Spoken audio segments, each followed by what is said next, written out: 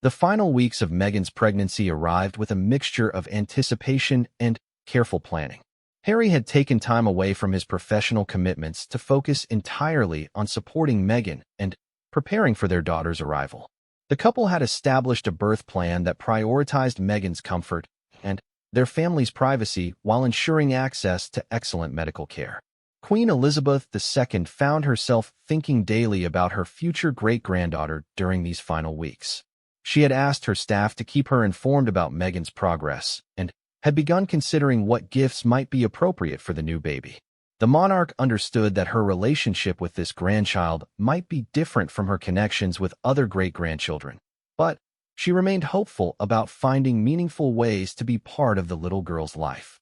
Prince Charles had been reflecting on his role as a grandfather and the kind of relationship he wanted to have with his new granddaughter. His experiences with his other grandchildren had brought him tremendous joy, and he hoped to find ways to share that same love and connection with Harry's children, despite the geographical distance and family complications. William and Catherine had been discussing with their children the upcoming arrival of their new cousin. The Cambridge children expressed excitement about having another family member and asked questions about when they might meet the baby. Catherine worked carefully to maintain their enthusiasm while managing expectations about family dynamics and future opportunities for cousin relationships. Dr. Mitchell maintained close contact with Meghan during these final weeks, ensuring that everything was progressing normally and that the birth plan could be executed smoothly when the time came. The medical team was prepared for any complications while hoping for a straightforward delivery that would allow the family to focus on welcoming their new daughter. The nursery preparation was completed with careful attention to creating a peaceful, beautiful space for the new baby. Meghan and Harry had chosen soft colors and natural materials, creating an environment that felt both royal and homey. Archie enjoyed visiting the nursery and seemed to understand that this special room was being prepared for his sister. Palace communications teams were finalizing plans for announcing the birth when it occurred, balancing the family's desire for privacy with public interest in royal news. The announcement would need to respect Harry and Meghan's current status while acknowledging the baby's place in the royal lineage and succession.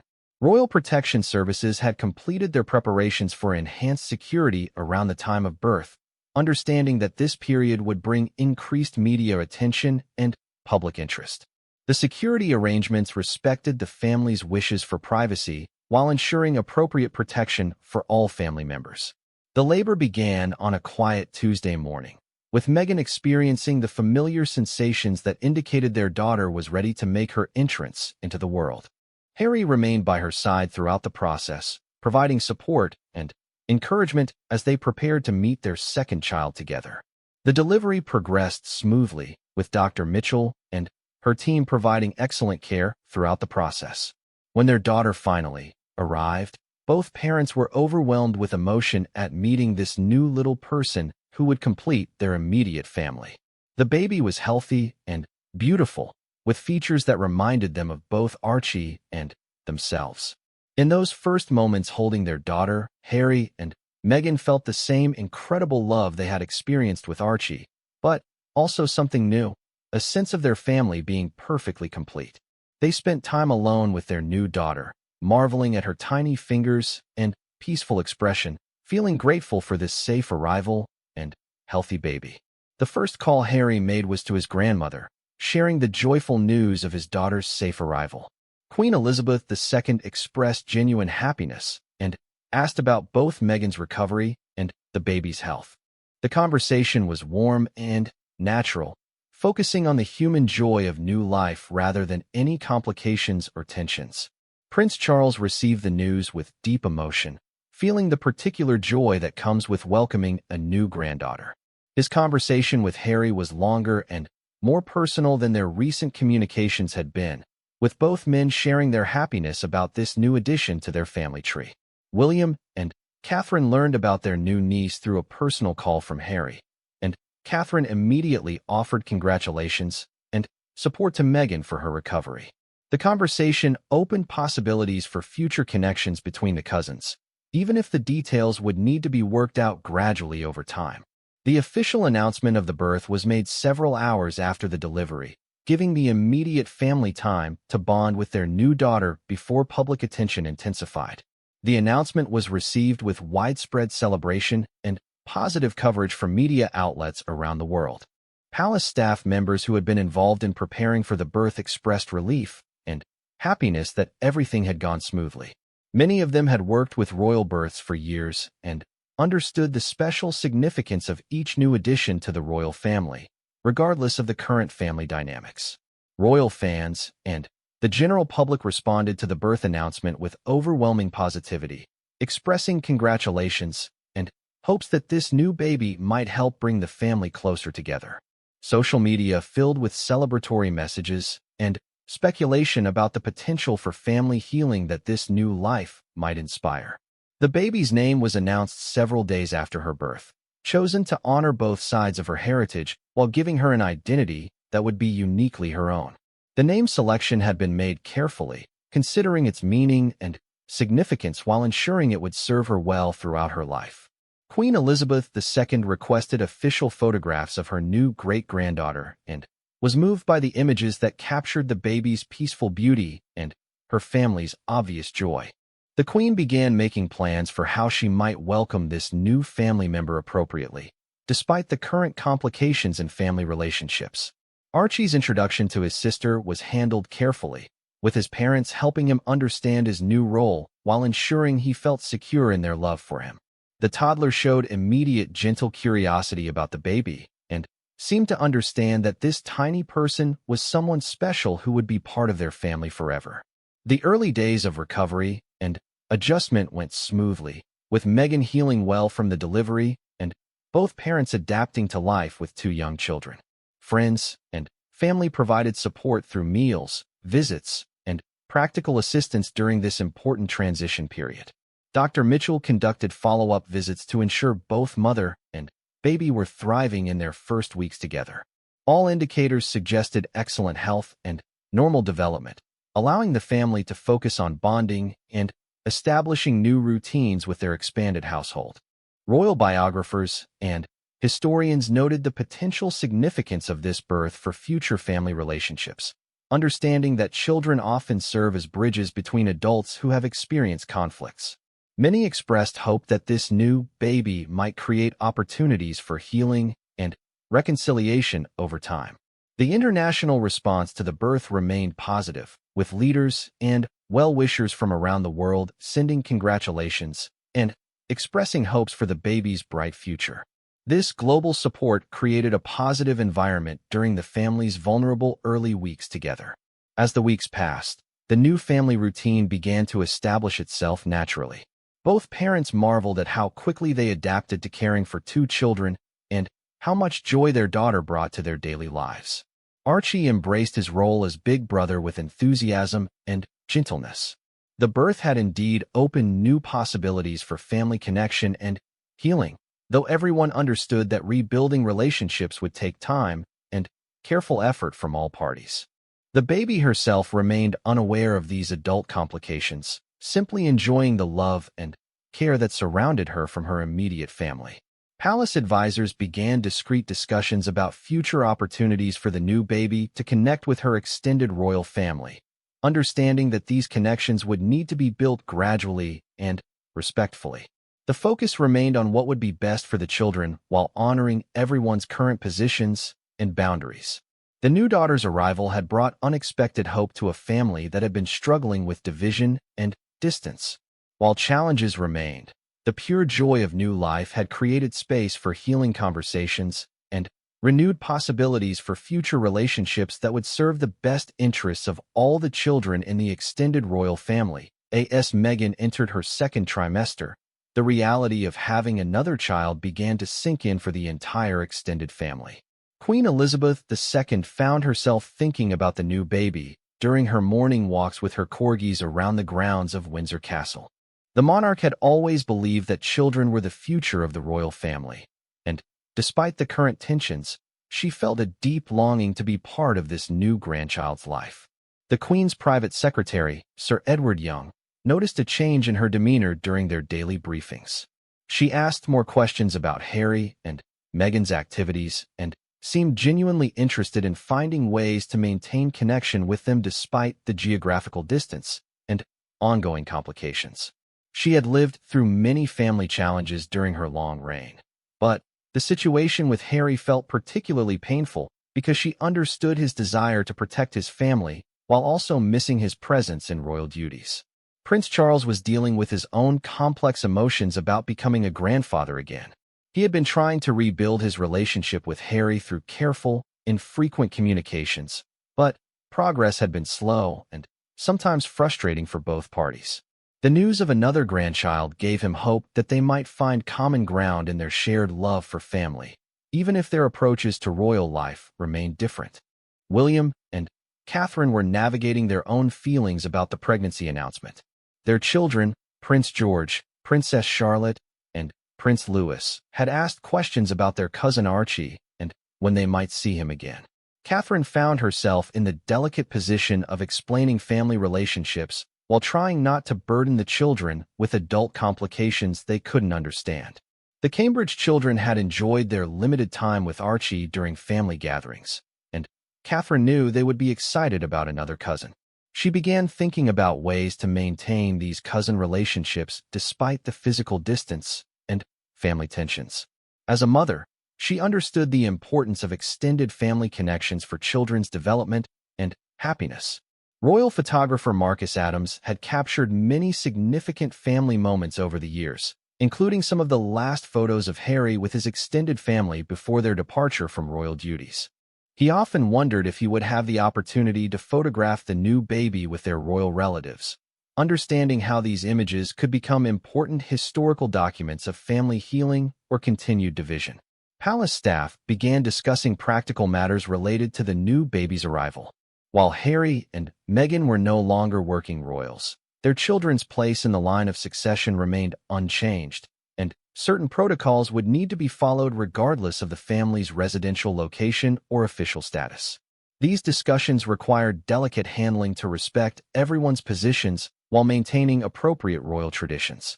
Meghan's pregnancy progressed beautifully, and she found herself feeling more confident and settled than she had during her first pregnancy. The experience of being a mother to Archie had given her valuable perspective about what truly mattered, and she felt better equipped to handle any challenges that might arise during this pregnancy or after the baby's arrival. Harry took on additional responsibilities to support Meghan during this time, managing household tasks and caring for Archie while also handling his various professional commitments. He found parenting to be deeply fulfilling and looked forward to expanding their family, even as he continued to navigate the complexities of his relationship with his birth family. The couple decided to learn the baby's gender during a routine ultrasound appointment. When they discovered they were expecting a daughter, both parents felt overwhelmed with joy and anticipation. The thought of having both a son and a daughter felt like a perfect completion of their immediate family, and they began planning how to prepare Archie for his role as a big brother. News of the baby's gender remained private initially, as Harry and Meghan wanted time to process this information and make decisions about when and how to share it with extended family and the public. They spent evenings discussing names and imagining their daughter's future, dreaming about the kind of life they wanted to create for both of their children.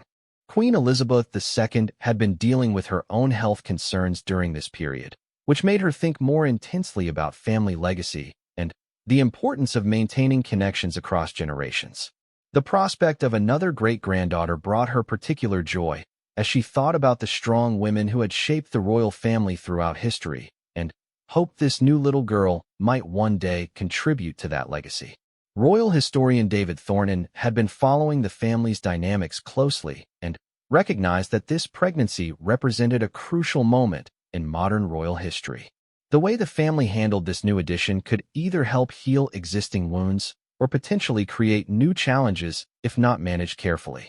He understood that royal babies had historically served as catalysts for family reconciliation, but success was never guaranteed.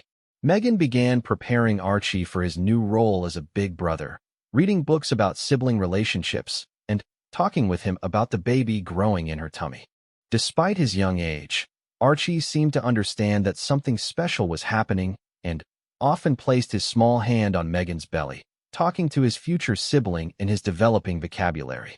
The couple decided to reach out to William and Catherine with a more personal invitation to be involved in their children's lives.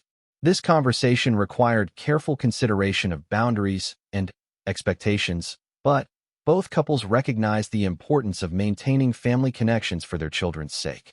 The discussion opened new possibilities for future interaction, even if progress would likely be gradual.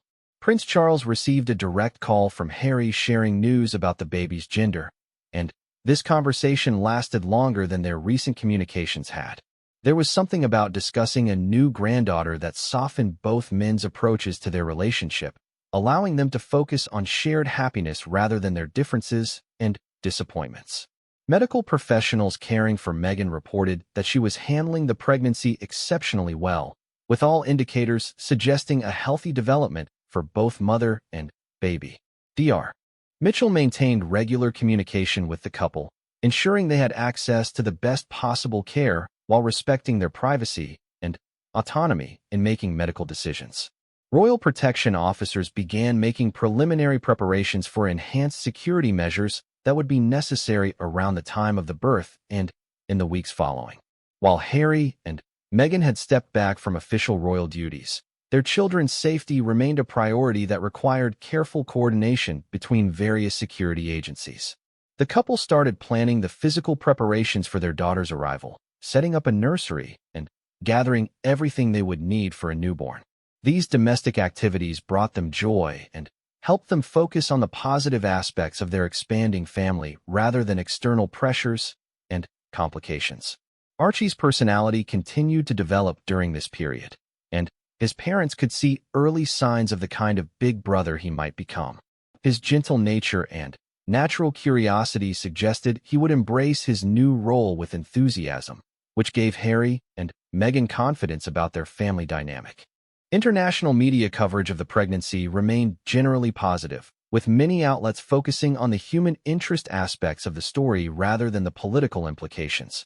This supportive coverage helped create a more positive environment for the family during a vulnerable time when they needed space and privacy to prepare for their new arrival.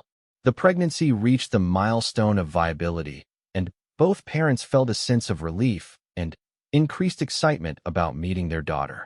They had learned from their experience with Archie about the intense love that would arrive with this new baby, and they looked forward to discovering her unique personality and place within their family structure.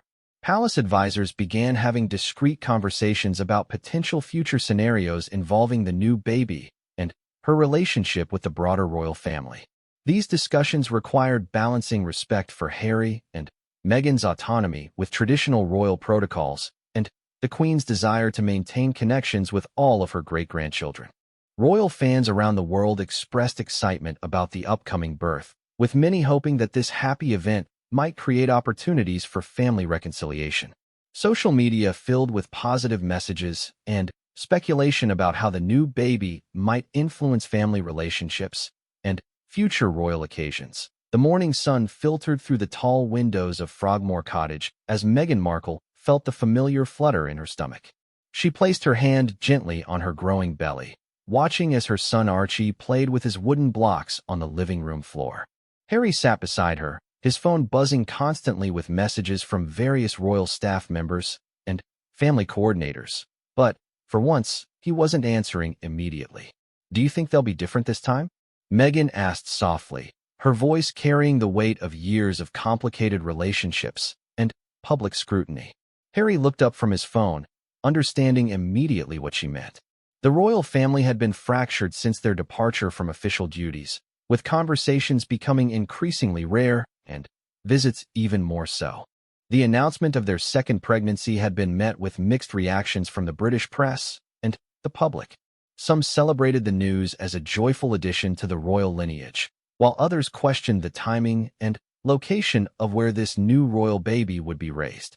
But within the walls of Buckingham Palace, Windsor Castle, and Kensington Palace, the news had stirred something different entirely. Queen Elizabeth II had been sitting in her private study when her private secretary delivered the news.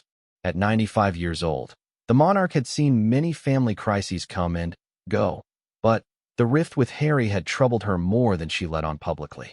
She removed her reading glasses and set down the official dispatch she had been reviewing. The thought of another great-grandchild brought a rare smile to her weathered face, but it was tinged with sadness at the distance that had grown between her and Harry. Meanwhile, at Kensington Palace, Prince William was in his home office when Catherine brought him a cup of tea and the news she had just heard from her own sources. The relationship between the brothers had been strained for months, with conversations becoming formal and brief when they occurred at all. William set down his pen and leaned back in his chair, processing what this development might mean for their family dynamics. Catherine understood the complexity of the situation better than most. As someone who had married into the royal family herself, she knew the challenges of adapting to royal life and the pressures that came with constant public attention. She had watched Meghan struggle with these same challenges and had often wondered if she could have done more to help during those difficult early years. The pregnancy had not been planned as a strategic move to heal family wounds, but as Meghan and Harry discussed their growing family in the quiet evening hours, they both recognized the potential for this new life to serve as a bridge. Children had a way of softening even the hardest hearts and bringing families together around shared love and hope for the future. Dr. Sarah Mitchell, the royal family's longtime physician, had been caring for royal babies for over 2 decades. When she received the call to begin providing care for Meghan's second pregnancy, she felt a familiar mix of professional excitement and personal concern. She had delivered both William and Harry, and later their children, and understood the unique pressures that surrounded every royal birth. The first trimester had passed quietly, with Meghan and Harry choosing to keep the news private initially. But when they felt ready to share their joy, they decided to approach the announcement differently than they had with Archie. This time, they wanted to reach out to family members personally before any public statements were made. Harry placed the first call to his grandmother. The conversation was brief but warm, with the Queen expressing her happiness at the news and asking about Meghan's health. There was an unspoken understanding between them that this grandchild represented hope for future reconciliation, even if the path forward remained unclear. The call to William had been more challenging. The brothers spoke with careful politeness, discussing practical matters and expressing appropriate congratulations, but the emotional distance between them was apparent even through the phone. Catherine took the phone briefly to speak with Harry, offering her support and expressing genuine excitement about the new baby. Prince Charles received the news while on an official engagement in Scotland. His reaction was complex, mixing paternal pride with ongoing concerns about the family's public image and internal relationships. As someone who had experienced his own share of family conflicts and public criticism, he understood the delicate nature of the situation his son found himself in. The palace staff began their own quiet discussions about protocol and future arrangements. While Harry and Meghan were no longer working royals, their children remained part of the royal lineage, and certain traditions and expectations still applied. The question of titles, succession placement, and official recognition became topics of careful consideration among senior advisors. Royal biographer Angela Harrison had been following the family's dynamics for over 30 years. When she learned of the pregnancy announcement, she immediately understood its potential significance.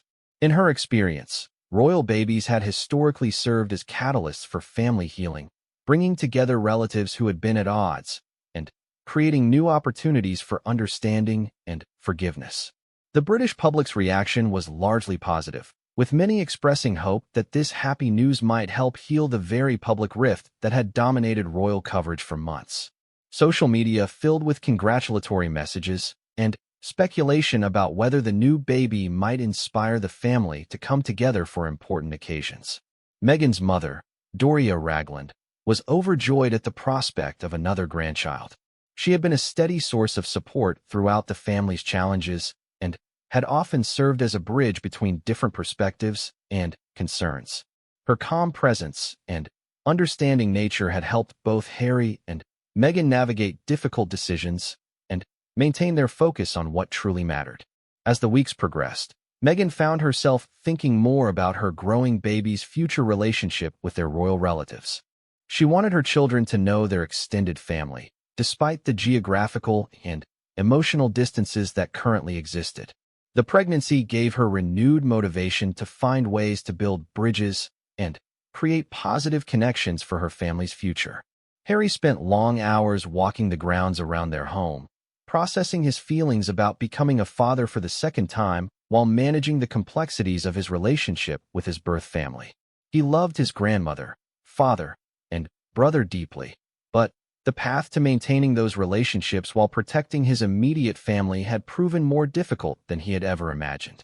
The announcement had been made with careful timing, allowing family members to process the news privately before media attention intensified. Palace communications teams worked to ensure that official responses struck the right tone of celebration while respecting the family's current dynamics and avoiding any statements that might increase tensions. Royal staff members who had worked with the family for years found themselves cautiously optimistic about the potential for this new baby to create opportunities for healing. They had seen how Archie's presence had brought moments of joy and unity to family gatherings, even during difficult periods, and hoped that another grandchild might have a similar effect. The pregnancy progressed smoothly through the early months, with Meghan receiving excellent medical care and support from friends and family. Harry took on more responsibilities around their home, wanting to ensure that Meghan could rest and focus on her health during this important time. Their daily routines became centered around preparing for their expanding family and creating a peaceful environment for both the pregnancy and their young son.